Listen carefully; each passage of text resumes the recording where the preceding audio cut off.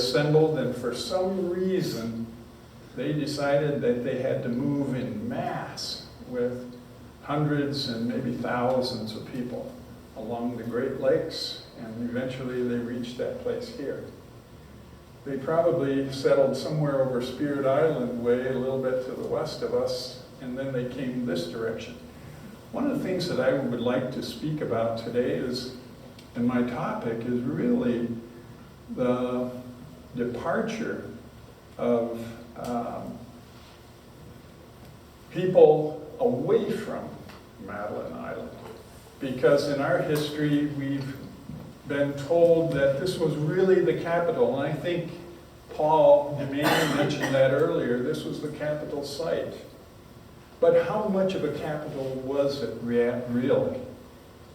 You know, we know, for example, that in northern Wisconsin, our continent in this region was covered with huge pine trees. White pine trees were in diameter about from you to me in thickness at the base. And you know something? There's only one place in Wisconsin that still has trees about that size, and that's located down near Shawano, Wisconsin, kind of in east central, on the Menominee Reservation. And those virgin pine are becoming so rare now that there's just not too many places on earth that they're still in the state of being. My wife and I we worked in Massachusetts about 22 or 23 years ago. And we had a friend there, a local historian, and he said, "Rick, I got to take you out and show you a spot." So he took our family out. In that area around Concord, Lexington, up in the hills above Boston.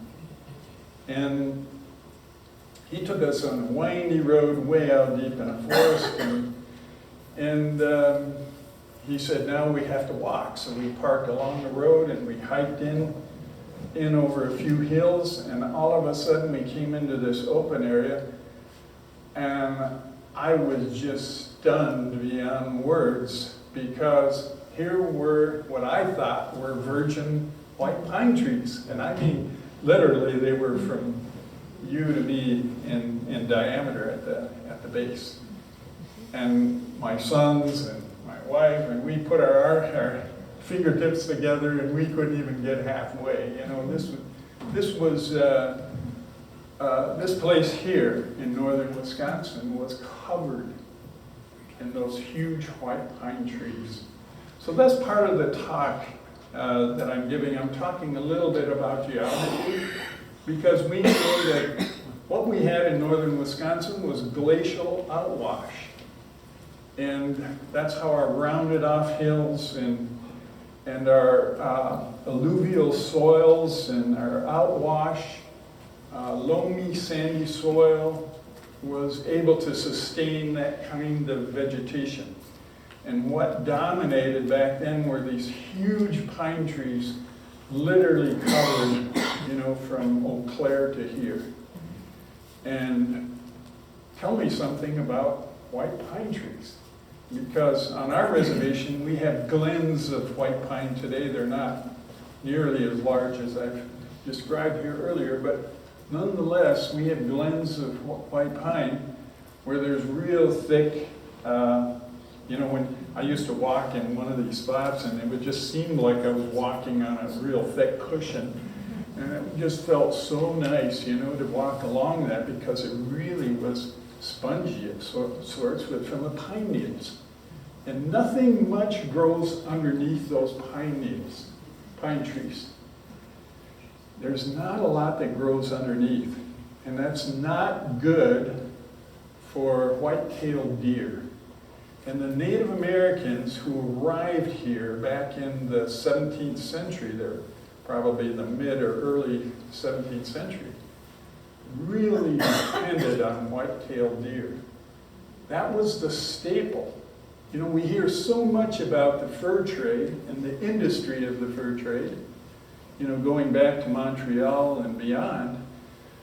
But we really don't think about what people needed in order to survive. And one of the things we needed for survival was deciduous forest.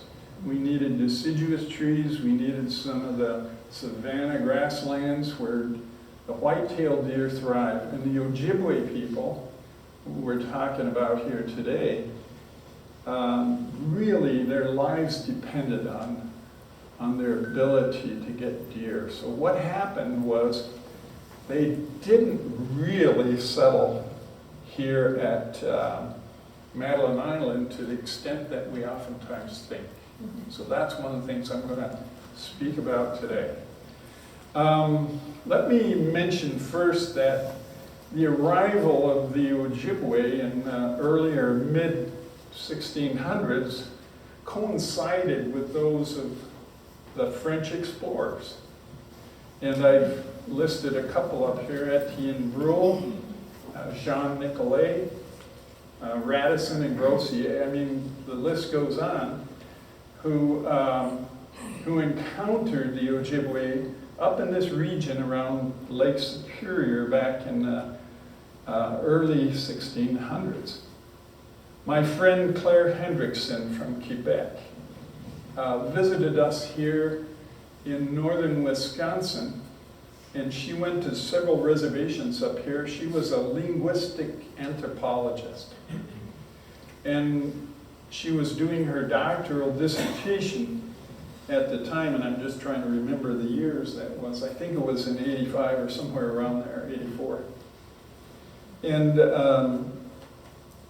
what she mentioned was that she and others at Quebec undertook the study of migration through a measurement process of determining the amount of change in the Ojibwe language, or maybe I should say the Algonquian language or the Anishinaabe language.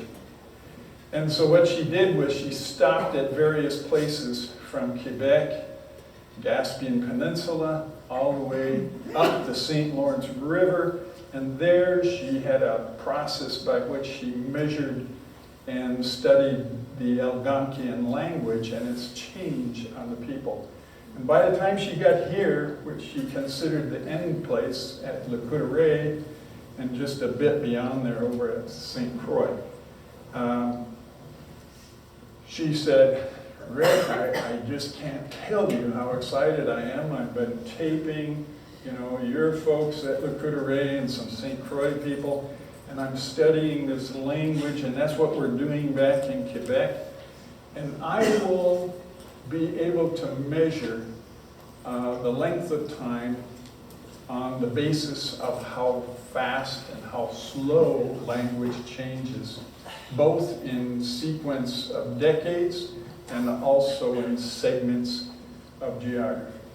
Wow. So figure that out. That's an interesting study. But I've lost touch with Claire Hendrickson. She was a remarkable woman who spoke several languages, and French was her main language, and she was very good with English, and she was also studying the Algonquian languages. But those are the things that we do when we think about, we use science in some respect when we're measuring the distance of a people traveling from the Atlantic seaboard all the way here to Minnesota. The Ojibwe people were devoted, being in this northern climate, to survival through economic and food gathering sustenance. They had to find food. They were in a constant search and a migratory cycle of that search. Ojibwe people here in northern Wisconsin are known for their harvesting wild rice and also their hunting of deer, their fishing, and anything they can gather off the land. you know, with the natural foods and the medicines and all of the materials that they can gain from the landscape and survive. So when we think about Madeline Island, we think, could Madeline Island sustain